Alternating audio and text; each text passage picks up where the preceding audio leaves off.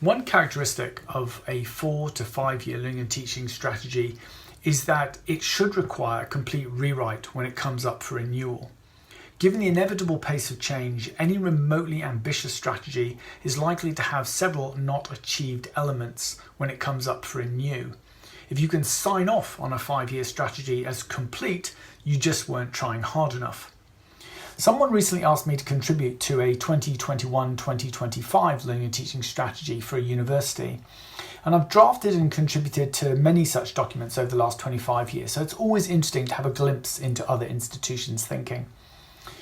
I realise one defining characteristic of the leadership of universities today is whether they've looked at their learning and teaching strategy issued before January 2020 and have thought, maybe we need a rethink.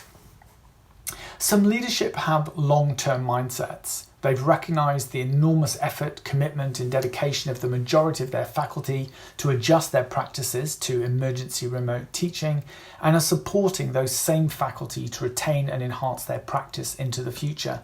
Others have solely focused on their balance sheets, student-generated income, estate costs, and spend time appealing for government support. The former are concerned with investing in their future state, the latter worrying about this year's numbers.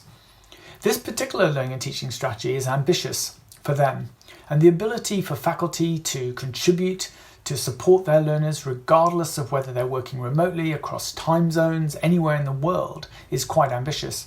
A move away entirely from end-of-course summative assessments and exams towards student-paced portfolio assessment regardless of the discipline is another feature. Developing practical learning experiences that can be undertaken at home or at other institutions and indeed in the workplace. There are some major structural changes that will be needed to enable these learning practices to take root, and the underlying philosophy is that the contemporary university student no longer has the luxury of dedicating their entire being to live and study at university for 3 years. Those students need flexibility.